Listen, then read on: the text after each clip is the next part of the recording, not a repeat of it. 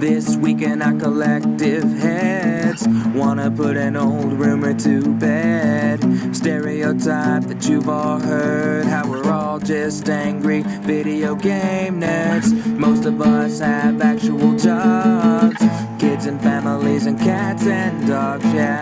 This week in our collective heads, this week in our collective heads.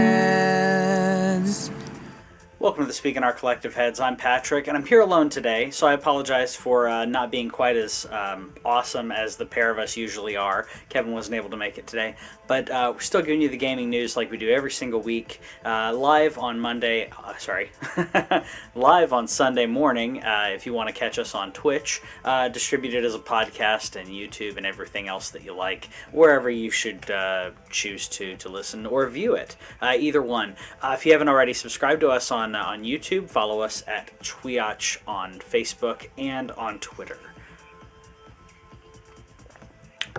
Coffee. So we start like we do every single week with the backwards compatible games, and the backwards compatible games this month, not too bad. Starting out with Burnout Paradise, which is a fantastic racing game. It's what I would consider a great blend of over-the-top racing as well as not accurate, but accurate enough that you can't survive a huge head-on collision and still finish the race like a Mario Kart style game. It's not that arcade. It's not too sim. It's just the right blend. Over the top, not too over the top. Pretty good stuff. Also got another game, Rayman Legends, which if you haven't played, do yourself a favor, you need to pick this up. So if you have an Xbox 360, this is now backwards compatible and you can play it. I've seen this go on sale for pretty darn low anyways, so if you grab it on 360, you can now play it on your Xbox One. I believe this was, can't remember if this was free to play recently. Completely worth your time though. One of the best recent platformers, I'd say. Definitely one of the best recent AAA platformers. I'd put Shovel Knight and some others in here, but the beauty of the graphics in this and the scope, as you can see, some of the enemies just getting huge.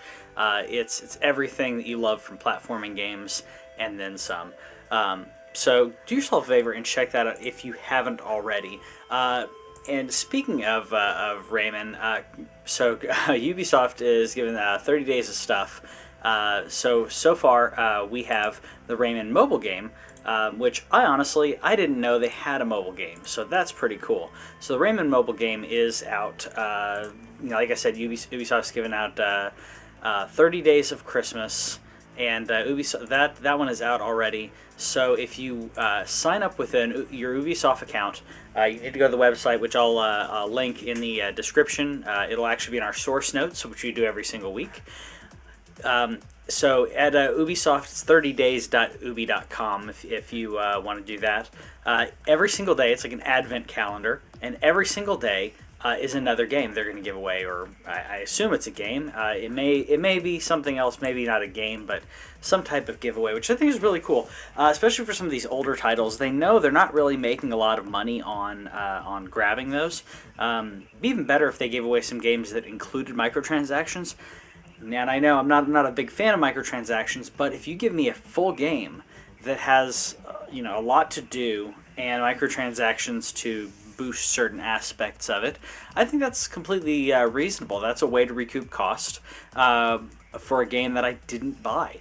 If I bought a game full price and then you do that, that's where you have a problem. So I think a lot of people don't like microtransactions. I don't mind it as a different business model. It's all about the different business models. If you do free to play, freemium, whatever you want to do, just as long as you stick in that category. My problem with games is if I pay for a AAA game, I shouldn't have to pay for microtransactions. MMOs, I do agree, they do need a subscription-based model sometimes, which again I'm fine with. If you're giving me continuous content, that's completely fine. If you're giving me no content, then that's where we have have some issues. Let's see. So we got some more news for you. So Final Fantasy 15 It's coming out Tuesday, so everyone's pretty excited about it. And there's a huge day one patch that's actually adding new features to the story. The fixing minor bugs adds several features that improve gameplay and greatly enhances overall story. While they're talking about that day one patch, people are posting all kinds of videos of bugs within Final Fantasy 15. Now I will say the bugs that they are posting, everyone that I've seen so far has been on preview code. So this is code before the game even launches. This is not the code that's on the disc. This is code, it's preview code sent out to specific reviewers to review games, and then get back to be able to review it before the game actually comes out, or right when the game comes out. And everyone that I've seen now, and correct me if I'm wrong, everyone that I've seen has been preview code. Here's a glitch right there. For some reason, it shot you into the sky, 1,200 feet up or something. Thankfully, didn't see a lot of fall damage there, so that's good. Yeah. So yeah, this is not acceptable. And what I'm hoping is that day one patch fixes those bugs. Like I said, that's preview code. The person that I snagged that video from, they even said in their description preview code. So we're talking basically alpha code at this point, or not alpha, basically a beta, open beta code. It's not what's on the disc, and if it is what's on the disc, I'm hoping that day one patch will fix it. They delayed the game specifically so the game wouldn't have these kinds of bugs. I still see them on there, but the good news is everything that I've heard about this game from people who have been playing this for the past couple weeks in preview code is that the game is not only massive, but the transition between different places is just seamless. It's like I talked about with Skyrim and the open cities mod, how Skyrim should have been, where you go up to a city, you click on the gate, it swings open the gates, and you just walk into the city, as opposed to it showing the gates open, goes into a loading scene, and then you go into the city after like a minute. Loading scenes have been a huge issue. Loading screens have been a huge issue for games, and I'm really irritated that this is still a thing. With the processing power that we have now with the PS4 and the Xbox One, even more now with the PS4 Pro, and a little bit more with the S, they shouldn't be a thing anymore.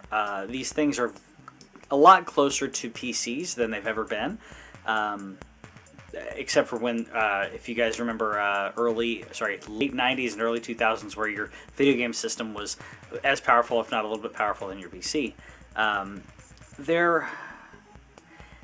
Loading screens should no longer be a thing, and I was playing WWE 2K17 this week. I picked it up on Black Friday for $30, and picked up Overwatch for $30, and a lot of great deals. But I played 2K17, and obviously it's a disc, so because it was Black Friday, put in the disc, started playing the game, and it said, okay, well, there's a patch. There's a 18 gig patch or whatever. Do you want to continue without it? Well, I'm impatient, so I said, yes, I want to continue without it. Bring me into the game. First 30 seconds of the... hold on, getting ahead of myself. Each screen going through to select, saying, okay, I want a one-on-one match, I want to do this, set up all the match bits, and then loading the actual match took 45 seconds. I skipped past the intros because I just wanted to see how the gameplay was running, and the first 30 seconds or so was relatively smooth, and then it got crazy choppy. And then it started, after it got choppy, it started delaying to the point where the game was unplayable. I mean, it was as if the frame rate was dropping down to single digits, but the frame rate was fine. It was specifically the character motions were slowing. The entire game was slowing. It wasn't the frame rate, it was the entire game slowing down. So A move that would normally take 5 seconds or 4 seconds to do took 10 seconds, painstakingly waiting, which is even worse when you miss the reversal. Even worse that when it prompts you to do the reversal, unfortunately that didn't even pop up during some of that. The day one patch, or not even day one, the week 1 or week 2 patch that came out for that game fixed that issue. But that's completely unacceptable for a brand new game to come out to have that. It didn't fix the loading screens, though. Loading screens are still pretty horrendous. If you go into the My Universe mode or the My Career mode, what that is either you are booking every single match for Raw or SmackDown or a pay-per-view, or your career mode, which is basically your story mode. Going through any of those areas, there's these long 30 to 45 second delays, and the hardware it is capable of buffering it out and not having to do that. So basically, you have game designers who aren't taking advantage of that power, taking advantage of being able to preload assets and then before you go into the game. Almost everything. I mean, we're talking about a wrestling game. Almost every single game, almost every single match is going to be in a ring. You're gonna have an entrance thing beforehand. During that intro movie, that is when it can actually be loading as well. There's all kinds of time to take advantage of this from a programming aspect, but developers aren't doing that yet, and it's really irritating. Overwatch is a great example of a game that as soon as you jump in, there's a queue waiting for you to play, but once you've gotten into a specific game, it'll let you kill time by playing a little skirmish thing, and then actually playing the game. It's a great example of giving me something to do while it's almost giving me a mini game without giving me a mini game before the actual game. And there are a lot of games that need to take advantage of this, where just load all assets need to be loaded beforehand or loaded during a cutscene of some sort. And what that allows is the player to just jump in, have fun, and not have time where, I can eat half of a sandwich while waiting for the game to load. That's just completely ridiculous. Enough of my rant, though. So, in addition to that whole thing, we got more news for you. So Steam sale is on us. Obviously, Steam does their Black Friday sales just like everyone else does. Some great stuff on there, but they've also announced the Steam Awards and the categories. So the Steam Awards have some pretty interesting categories. Pop those up here. The Test of Time Award, which another thing before I go into these, as I was reading them, I was thinking, I really think that they picked some of their favorite games and said, let's make up an award for that game that we really like and why we really like it, as opposed to having to pick a specific favorite game for a year, because there's so many genres. It's hard to balance a lot of these off of each other. How do you gauge the Dragon Builders game, which is Kevin's playing, absolutely loves? How do you balance that versus Dark Souls? I mean, these are completely different games. How do you rate Dark Souls against Battlefield 1? These are completely different games. That's like saying, what do you like better, this Corvette or this apartment? There's a lot of different things that go into those. They're both objects, but I really think when they picked these awards, they were specifically picking them to go with a game. So I would like to guess some of these at least. The Test of Time Award. So I believe what they're doing with this is specifically on remakes. These are games that, even though the game has been out for a long time, it still stood the test of time. I think this may be a reboot or remaster. So Skyrim Remaster may be on here. Test of Time is 5 years afterwards, and tons of people are still playing this game. Thousands. I saw thousands of people streaming it on Twitch this morning. And Twitch is a really cool way to look and see what are people playing, what are people liking, and if it's a game that you haven't seen yet, it's kind of a cool way to look at that. So I think that's probably going to be a remaster kind of thing. I'm Not Crying, There's Something in My Eye award. Obviously, this is for something that's emotional. So maybe a game like Everybody's Gone to the Rapture or something to that effect may be on there.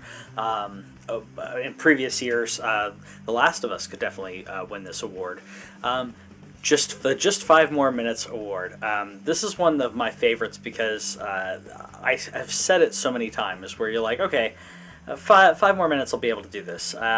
Kevin did this recently with Darkest Dungeon.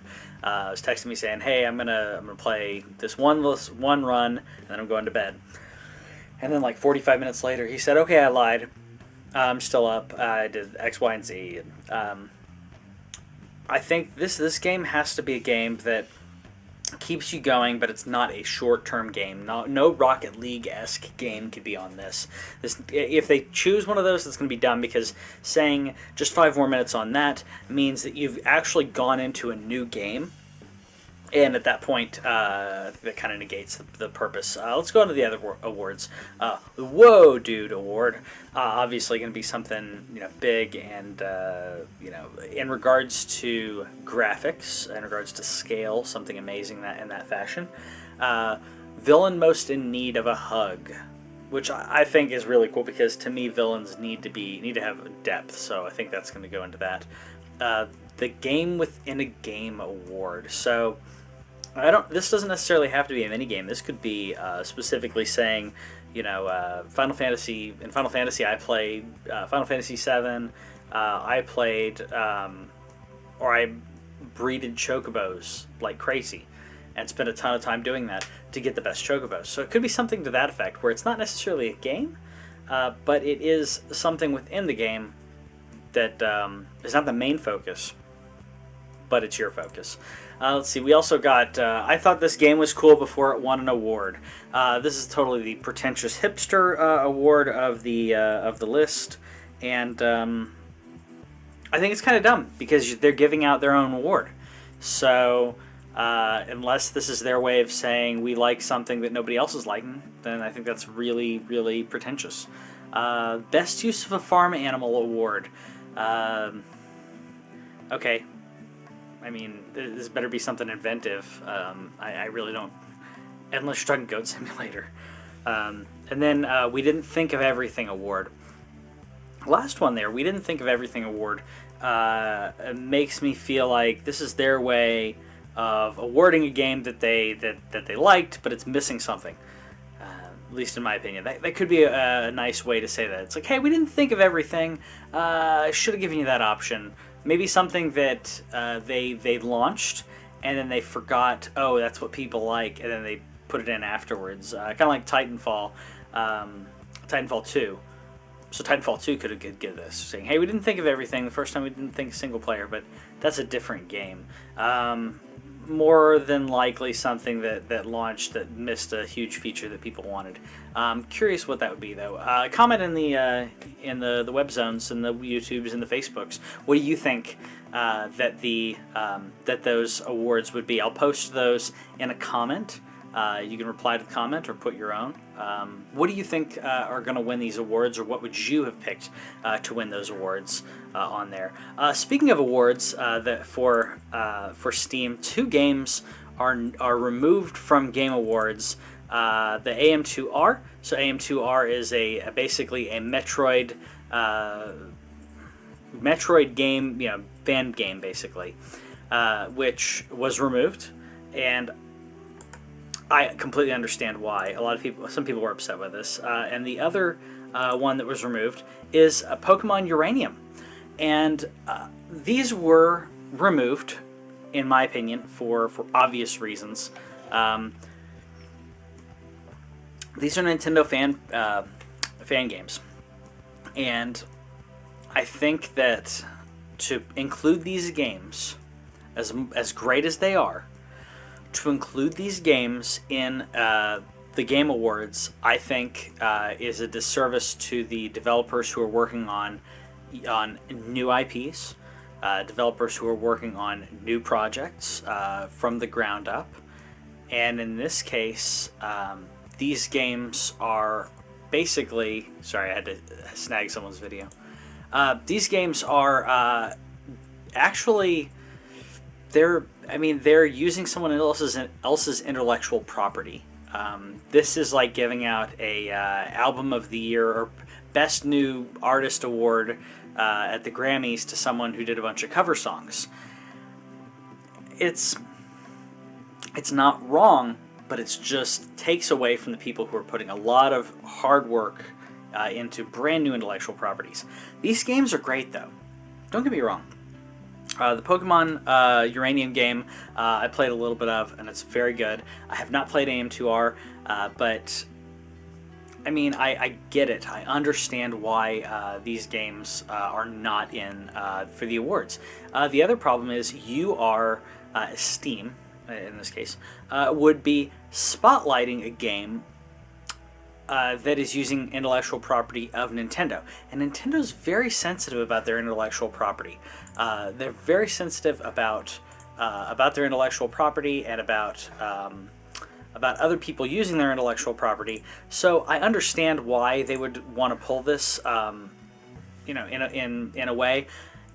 And I understand people are upset about it, but I think that's really what we're looking at here. Is we're talking about Steam, who is a digital distributor, giving out awards. Now, I'll play devil's advocate with myself here because I'm the only one here, so I'll play devil's advocate with myself. Steam, at this point, at this juncture, has no contract with Nintendo.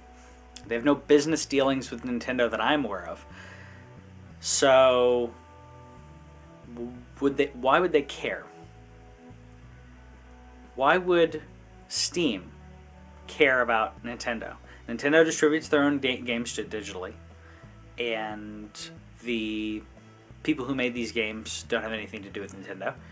So Nintendo could get mad, but Nintendo can't really do anything to backlash against Steam unless they have some leverage, and this is not a prediction or anything, but unless they have some leverage in regards to the new third parties. If the third parties are really getting behind the new Nintendo Switch, and no one wants to burn any bridges at this point. I think this is almost like a Mexican standoff. So maybe that's the reason. They're trying to be cordial. I don't know. They're trying to be professional. But I know it still left a bad taste in a lot of people's mouths. But that's kind of two sides of that story. One side saying, well, they have no reason to care. And who cares about Nintendo? I care about Nintendo. And the Switch platform is more than likely going to have digital distribution just through Nintendo, like they always do. So Steam shouldn't matter on that. I think it's the third-party developers and just them trying to do good business. That's what I'm thinking on that. So we got some news on Uncharted 4. So Uncharted 4's survival mode. Survival mode for Uncharted 4 is actually a horde mode. I don't know why. I get why they called it survival. They should have just called it horde mode because we all know what horde mode is now. We all know what that means, and this is a horde mode, which I think is great. I really like the Uncharted game. I've not played enough of the multiplayer, so I'm gonna have to jump in here and check this out for you guys because I haven't played multiplayer in any of the Uncharted 2 maybe, I don't know. I've hardly played any Uncharted multiplayer. This looks fun though. You got some sorry, I have to laugh. That's just crazy and over the top. And I like when things are over the top like that and cheesy and corny. So you've got basically a horde mode in Uncharted, which I think is really cool because I think that the gun and cover kind of aspect on Uncharted, it's not as good as Gears. Everything is going to be compared to Gears. I'm sorry. But I think that it does a decent job in the game, and I think it could be really interesting to see how that is in a horde mode aspect. Again, haven't played it, so if that's in a previous version, let me know in the comments, because I didn't know that, if it is. I'm sure now that I'm saying it, that's probably very obvious that would have to be in there. So we got some more Pokemon news for you. I should have grouped that back with Pokemon Uranium.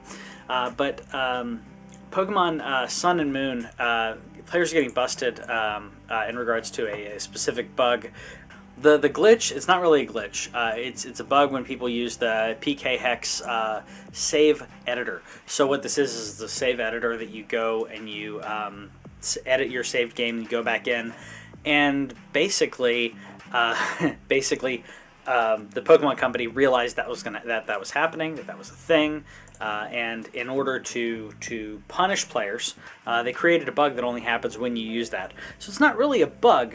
Just punishing cheaters, which I think is really cool. It's really cool when you see a company look at it and say, I know that this is, that you're cheating. You're cheating. We're gonna poke fun at you.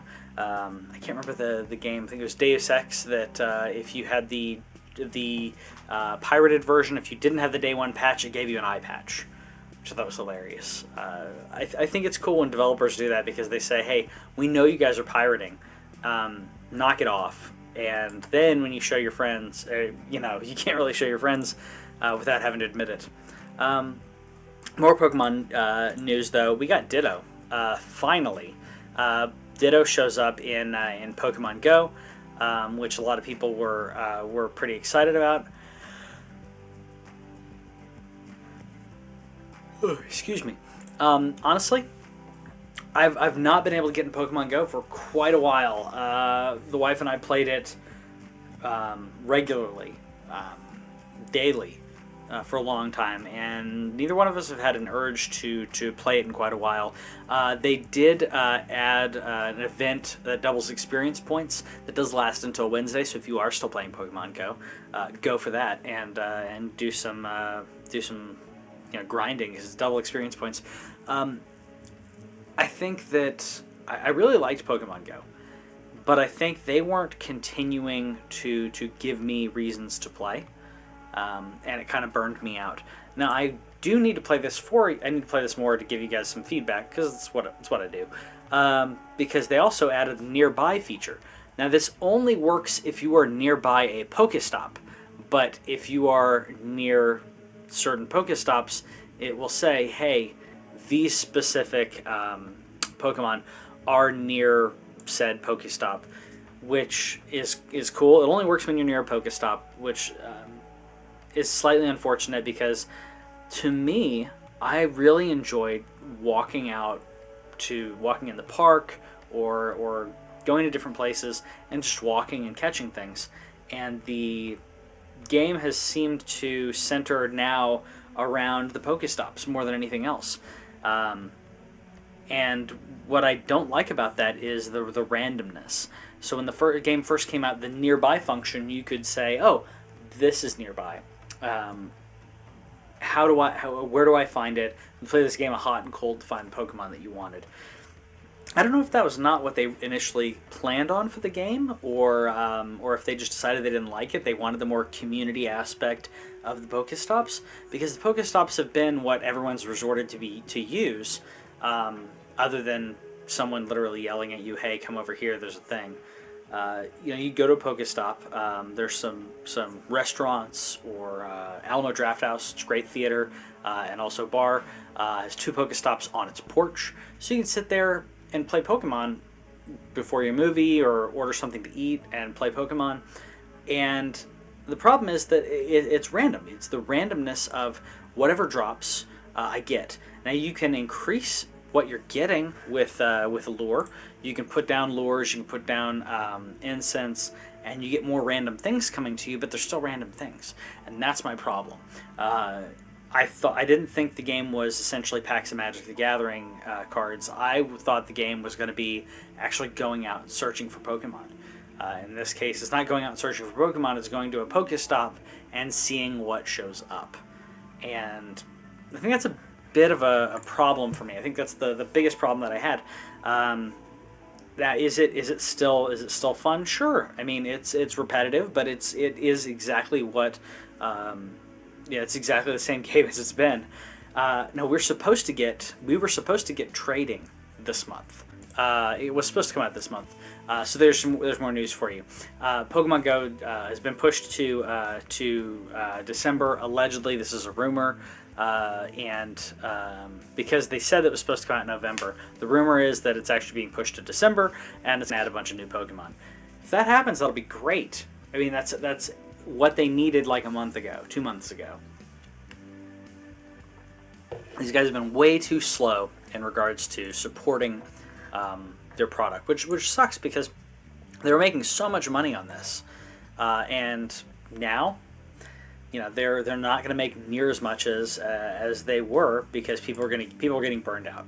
Your core people are getting burned out. Speaking of getting burned out, Minecraft Explorer update is out, and we talked about this a little bit last time. Got some more news for you. I also looked into this a little bit more. It's got some really cool stuff in regards to like a forest dungeon that's in the game. A lot of there's some new and the llamas are actually pack animals, so you can give them chests, as you can see there. They're pulling them. Another cool thing is if you lasso one of the llamas, other llamas will follow, which is great. They create this little caravan because you can only lasso one animal, so that's their way around it. They've got some new enemies. So the Elytra. That's a glider. There's new enemies. There's a glider. Chorus plants, chorus flowers, purple blocks. This was stuff that you can harvest from the end, which is great because getting stuff from the end or the ender is really cool to be able to grab that stuff and then bring it home with you. As you can see, a little purple block there, which is great. These are coming to these have already been on PC and it's coming to console. And hopefully, what they're trying to do with this is bring console updates quicker. Usually, it comes to PC, it comes to console like 3 months later. Skins were a thing. Obviously, that's kind of a third-party kind of modding aspect to it. But there's a lot of enhancements that, you know, if you weren't playing on a PC, people were like, well, then what are you doing? I'm hoping that there will be more stuff that comes to the Xbox One edition, at least, because it's beefy enough to do this, that it adds more mod support, because I think there's a lot of cool Minecraft mods that would be really cool in there. Speaking of mods, I'm going to jump ahead just a little bit. Hopefully I remember that I jumped ahead, because Saints Row 4 is kind of opening up the floodgates when it comes to mods, as it says there in the Destructoid link. Now, Saints Row 4 is great. I think that a lot of people have been fans of this series. I've been a fan of it for quite a long time, and the mods in this game I didn't think about until someone pointed them out to me. There are a lot of really cool mods in No Man's Sky. Wrong one. In Saints Row, that, you know, they'll give you additional companions. They will give you more superpowers. They could also give you, different, basically spawning different things.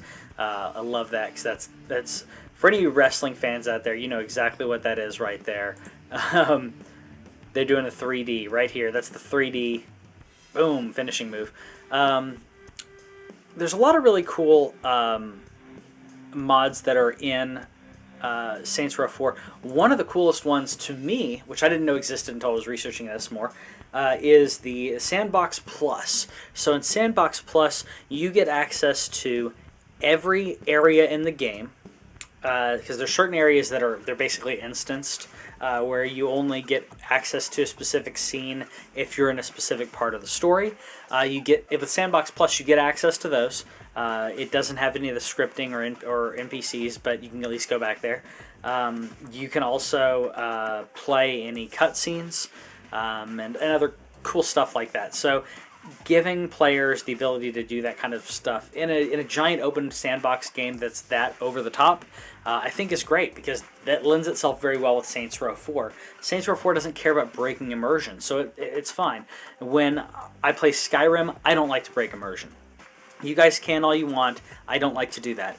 You know, there are all kinds of mods where you can have a car or there's like there's RoboCop, and I don't want to play those in Skyrim. If I want to do something like that, I'll play another game. But Saints Row 4, that, if a dragon shows up in Saints Row 4, you're gonna go, haha, dragon.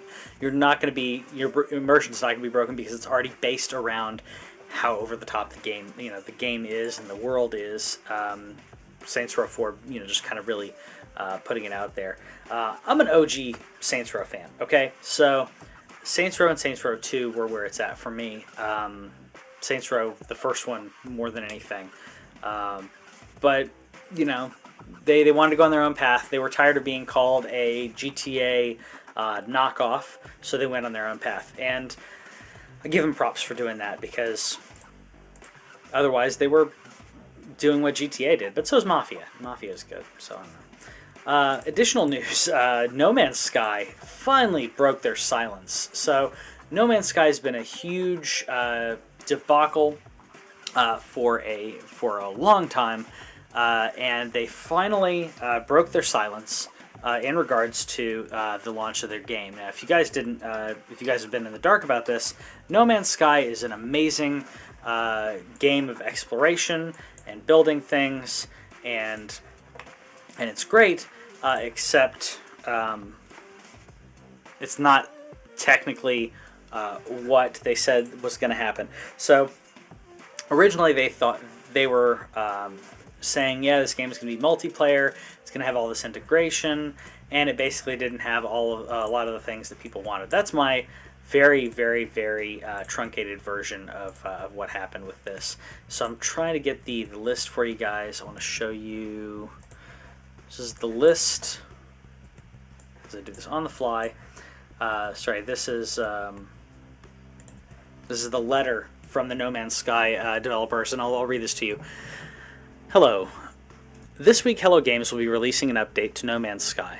We're calling it the Foundation Update, because we've added the foundations of base building, and also because this is putting in place the foundations for things to come. Detailed patch notes follows. The release will come soon. Coming from 5 years of intense development immediately after No Man's Sky's release, the support team spent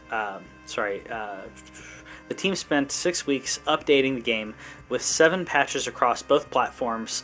And I'm just going to skim through this. I'm sorry.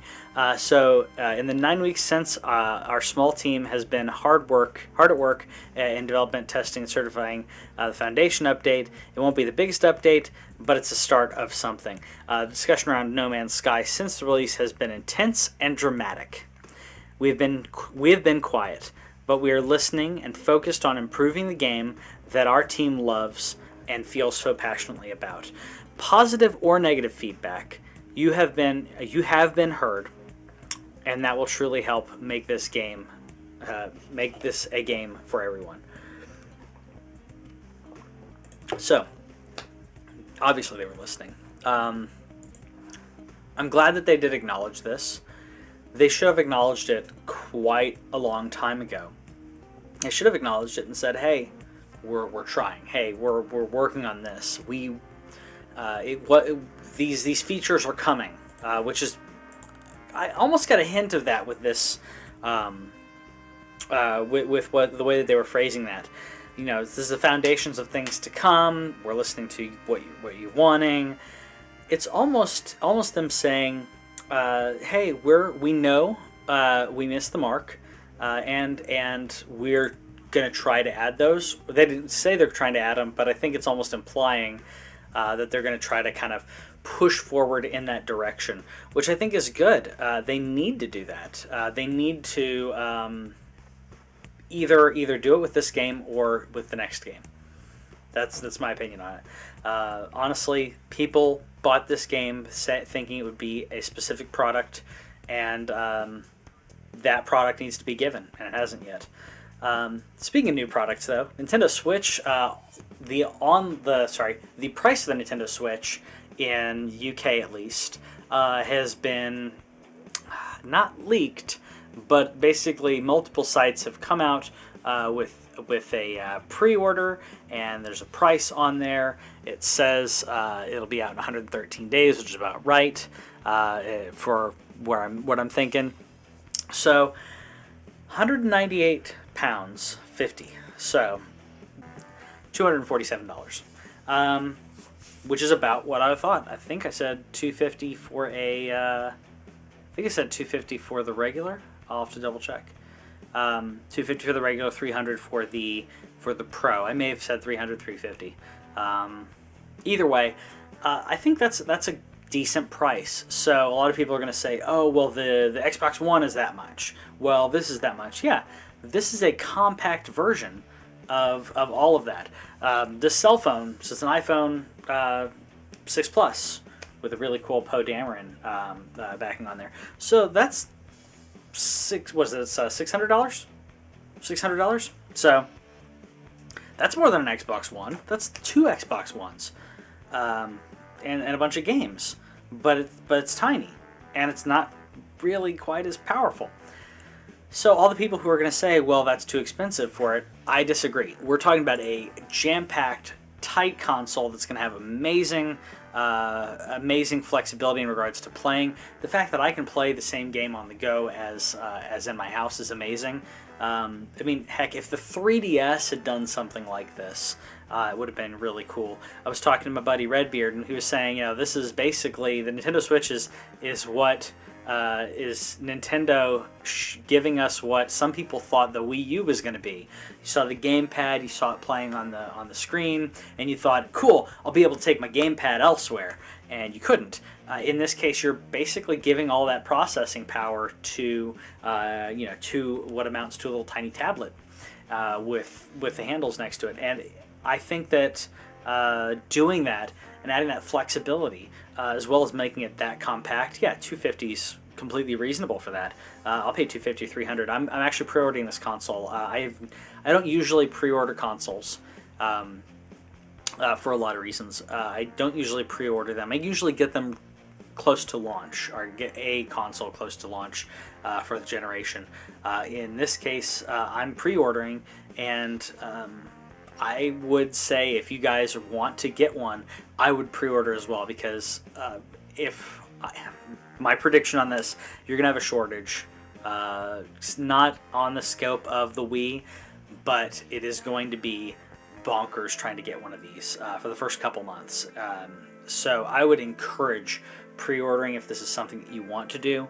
I know Kevin doesn't do pre-ordering like I do, but in regards to this console, I would encourage it.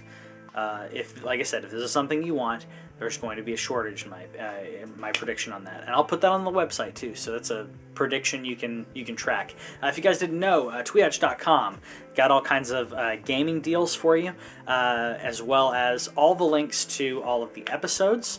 Actually, it's links to playlists, so that way you can specifically jump to specific content that you want. So if you want to watch some stuff about gaming, you want to watch some stuff about movies, there's content on there, and it's organized based on whatever the content is. So if you want to, the playlists on YouTube are great. So if you want to check those out, that's cool. The website links you to the playlists. There's also a section, the deal section, and there's a section of our videos, and there's also There's also a section specifically on predictions. We love predictions on the show. We predict things all the time, and we want to keep track of those, so that way you guys know we're not what's the guy's name? James Edwards, the psychic guy that says 70 things and one thing's right, and people are like, yay, he's so accurate. We hold ourselves accountable. So if we miss something, we get a negative point. We get a point taken away. So right now we're in negative territory. Sometimes predictions don't happen. Sometimes predictions happen. And sometimes we're right, sometimes we're wrong. And you know what? Sometimes being wrong is okay.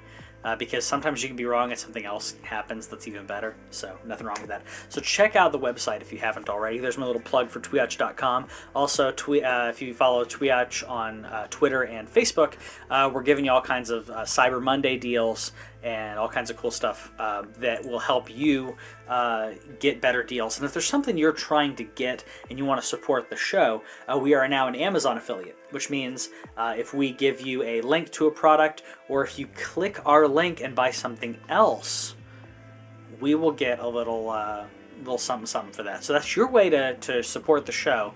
If you would like to do so, you can click any of the Amazon links in any of our descriptions. So I give you one right now to Overwatch will be in the comments in the description, because Overwatch is great. So if you've gotten this far on the video, type Overwatch rocks in the comments so I know where you are. So back on to more gaming stuff as I completely rant out of everything. So the new game Inside, which I don't know, is Inside Out? See what I did there? Inside Out.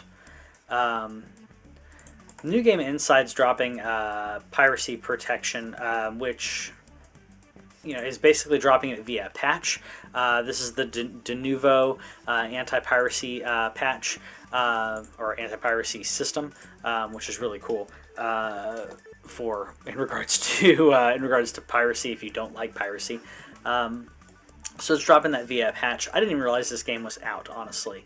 Inside came out in June. It was kind of confusing to me, so I was like, wait, what do you mean? And I think that for a smaller developer, I think that I don't like DRM. I really don't. But I know that as a smaller developer, they're trying to protect themselves. They're trying to protect their IP. They're trying to recoup costs. They're trying to feed their families. And piracy is wrong in any case. Piracy is stealing. When you are, in a sense, you are playing something without paying the money for it, and now technically in digital distribution, you are not taking product for them. You're not taking I'll go on a little rant about piracy here. So on one hand, on piracy, and piracy is wrong, don't get me wrong, piracy is wrong, but on one hand you are taking product without paying for it, and on the other hand you are not paying for something that costs them nothing to distribute. That distribute part is the most important aspect of that. If you go to a movie theater, you pay to watch the movie, yes, your money is going to the developers, to the filmmakers in this case. Your movie is going to the cinema that you're watching it in. And the movie is going to basically support distribution of getting that movie to the theater, and the network involved in that. If you're buying a game, a physical product, like I said, Black Friday, got my WWE game, got Overwatch, got Ratchet and Clank 2. Very happy about that. Got it for $15, $14 something. When you're doing that, you're paying the store because they make money. You are paying for the cost of the product to physically burn the CD, to print up any of the inserts, to manufacture the disc holder thingy. You know what I'm talking about. The game case, yeah. So all of that, you're paying to get it shipped to the store. All of this goes into making the product. And then on the side of that is the development cost of actually making it. So, yes, piracy is stealing. But in fact, you're stealing just as much from the storefronts and the people who the shipping, FedEx, any of those people who make money off of that. But that's if you're straight up stealing the product from a store. If you're stealing it digitally, you're not stealing it from any of those people. You're stealing it directly from the people who made it. Now, you're not taking literally money or product from them because this is digital. It's all copied. That's the thing that computers do best. The things that computers do all the time without you thinking about it. It is copying. Constantly. My computer right now is copying ridiculous amounts of data over and over and over to broadcast this live, to record this in audio and video. That's what computers do. You cannot lock a computer away from copying. That's its most basic function. But people need to eat. So you are stealing from the developer, but you're not stealing directly money. You are not giving them money. You should give them money for the product that you're playing. That's the biggest problem, and I think a lot of people justify it because they go, okay, well, I'm not stealing. I mean, this is just out on the internet, and I just happened to download it. Well, you're not stealing, but if this is a game that you really enjoy, then you should be paying for it. You should be supporting the developer. And we say that a lot on this show because there are a lot of developers who aren't getting the love that they need. And especially for smaller developers, that means a lot. So go support those developers. Whether it's digital or physical distribution, whatever it is, that really, really matters. Like I said, I was doing a little two sides here. AAA games, I will not say go pirate them. I would not say that. I say find other ways. If it's a game you want to try, and it is not something you think that you're going to love, it's not something you want in your collection, find other ways to play it without paying full price. What does that mean? Redbox. Redbox is a great example of this. Find a local store that lets you rent a game. You're giving money to the local store. You can play the game. You can give it back. Redbox is, I think, is it $3 or $4 a night for a video game? It's great if you want to play Call of Duty. Grab it in the morning, play through it, and Saturday afternoon drop it off, and you've made sure you don't pay any late fees on it. GameFly is another great way to do that. This is a way that you can support businesses, and you can play those games that you want without having to pay full price and without having to feel the sting of paying $60 for a game that you really don't like. GameStop does some really good trade-in deals every now and then. A lot of people give them flack. They're having to do a business though. They're having to make money somehow in this business. GameStop has a policy. Don't quote me completely on this. Redbeard can come on here and talk about it next time, hopefully. But GameStop has a deal for used games for a return policy, no questions asked return policy. I would not say milk that, but I would say if it's something you're not sure if you really want it, you could try that out. And again, I'll have him on here. I'm not saying to do that and just do that and keep returning games and try to use them as a rental store. I'm saying if it's a game that you're not sure about and you can grab it used, try it out. And if you like it, keep it. And if you don't, you could return it. I think they have a 5-day policy. Their movie trading company has at least some of the locations have rental systems as well. So there are ways out there to do that kind of thing without actually stealing. And I would encourage you guys to do that because this is product that's already out there. If it's a used disc, it's a way for you to play the disc, give some money to a local business without pirating online, which is illegal. It's a big problem. So I would encourage you to do that. Do things other than pirate if you can. There are other ways other than that to be able to play your games without paying a lot of money and not feel dirty for giving a lot of money over to Activision, whoever you don't like, Ubisoft, whatever developer or whatever you don't like. Okay, enough of that rant. Okay, on to other news as I keep ranting on here. Glad I could fill some time out for you guys, though. We also got LEGO Undercover is coming to Xbox One and PS4. This is LEGO City Undercover, which is, if I'm not mistaken, LEGO City is the sequel to... Hold on, it's supposed to be playing. If I'm not mistaken, LEGO City is a sequel to LEGO City Undercover is a sequel to LEGO City. I can't remember. But either way, this game is coming to PS4, Xbox One, and Switch.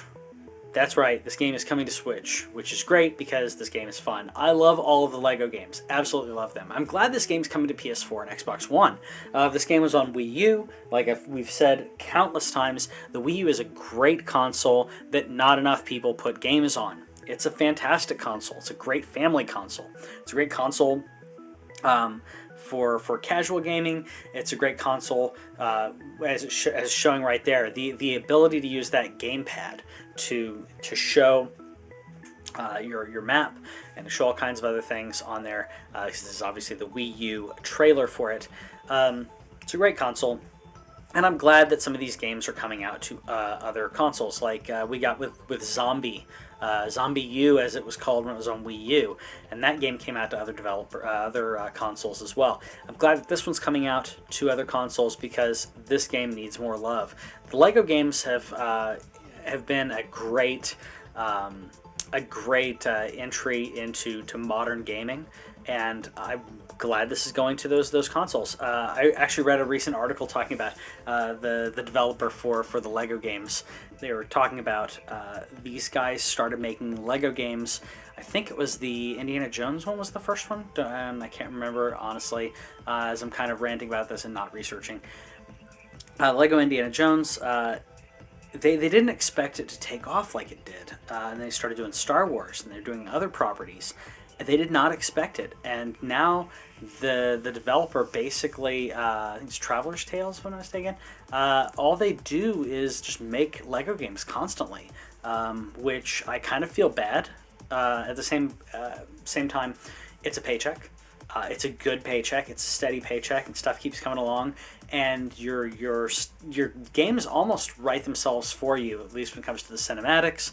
The gameplay is relatively the same. You don't have to advance it too much. Advance it just a little bit, tweak it a little bit for different properties.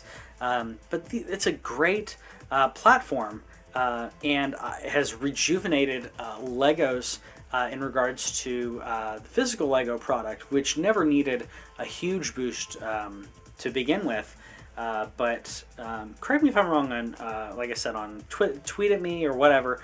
I don't remember Legos being as big of a deal, having their own stores like this before the Lego games. I think it's a great pack-in deal. Lego Dimensions is a great example of that as well. I'm going to link to Lego Dimensions Amazon affiliate on the bottom as well. If you want to pick that up, there's some good deals on that. As I'm recording this, there's some really good deals on Lego Dimensions. Like I said, all of that does help us if you want to get that. But anyways, I think that it's a great way to cross-market. And Lego is great at giving you a miniature Lego version of whatever property. Marvel, Star Wars, Harry Potter. I mean, the list goes on and on and on. There's something in there for everyone. And I bring my nephew over to the Lego store for, they have these, like, before the store actually opens, they have these build, I can't remember what they're called. Little like build a Lego club. That's what it is, Lego club.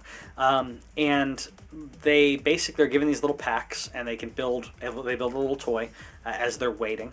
They build a small thing that maybe takes, I don't know, 10 minutes or so, 5 if you're really good. And then afterwards they go, okay, well you built this this frog, and they talk about, you know, rainforest frogs and kind of teach you a little bit, or school buses. Teach you a little bit about school buses. Give you some really cool facts about school buses. How many buses bus people around every single day. And then they say, okay, well, you built a school bus, so now you get to build something for your school bus. For your school bus, this could be a place for your school bus to go. It could be a school it could be a school for the school bus. It could be a depot or a garage. You build whatever you want, and they go over to the Lego wall and they grab whatever Legos that they want out of the Lego wall, and they build the thing, and then they show it off to people, which is really cool because, one, you get a bunch of Legos, and two, kind of sparks that creativity, which I think is really important for kids. And I think that a lot when it comes to video games, as much as I love video games, it can really pigeonhole you into not understanding problem solving and troubleshooting, and different aspects of when we were building stuff for the Lego store. So we were building, excuse me,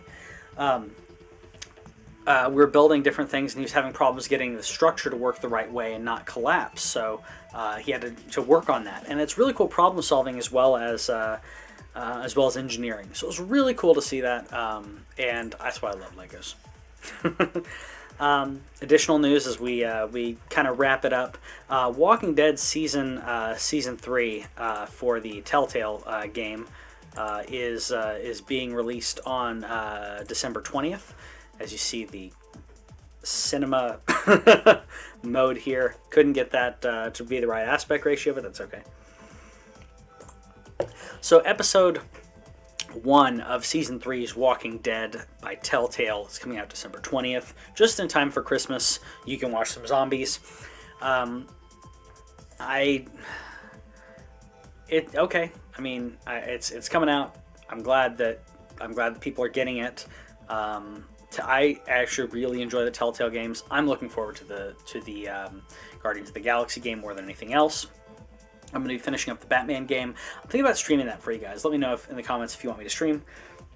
Or tweet to TWIOCH and let me know if you want to stream if you're listening to our podcast. By the way, for our podcast listeners, we absolutely love you. We're actually getting more podcast listens than we are YouTube views, and I think that's great. It's really hard for me to gauge how many people are listening on a podcast, though. What I can see is how many people have downloaded. I can see how many people have streamed it on SoundCloud and other ways, but I don't have as easy a way to interact with you guys as YouTube. So I apologize when I talk a lot about YouTube and subscribing there. Please do subscribe there as well, though. Even if you're not a YouTuber, please go onto our YouTube channel and subscribe. That way I know I can kind of gauge how many people are out there. I would encourage you guys to check out, if you do subscribe, you can check out some of our movie stuff and other stuff that's not on the podcast. But also, this is what I'm really getting at. I'm going to try to give you podcast people more love because you guys are awesome. You guys listen more consistently than anybody else. At least that's what it seems like. But I don't have a good way to give that kind of metric. So for the podcast people, tweet at us and let us know if you listen to us on the podcast, and if you have not subscribed or if you're not on Twitter, we're also on Facebook. Send us a little message, and say what you like about our show, what you think we could do better. And all that kind of stuff. I really encourage that feedback because I want to give a better product to you guys. I've jokingly said quite a few times, I try to give you the best product on the web ever. Obviously, that's not going to happen, but I really want to make sure that I give you a really good product that you want to keep coming back and listening to or seeing if you're watching on YouTube. Let us know what we can do to improve. Let us know if there's specific things you want us to talk about that we don't talk about enough. We try to get more consoles and gaming and PCs and everything. I'm doing movie reviews on the show on the YouTube channel. But let me know if there's something specifically and if you're a podcast listener, if there's something on YouTube that you wish was on the show that we haven't included. Really want to make sure you guys are all included on this and no one feels left out. Check out the website, check out our Facebook, and let us know what we could do best. And if you've gotten this far, just send a tweet that says pizza rolls, and then I know how far you've gotten. I'll see you guys later.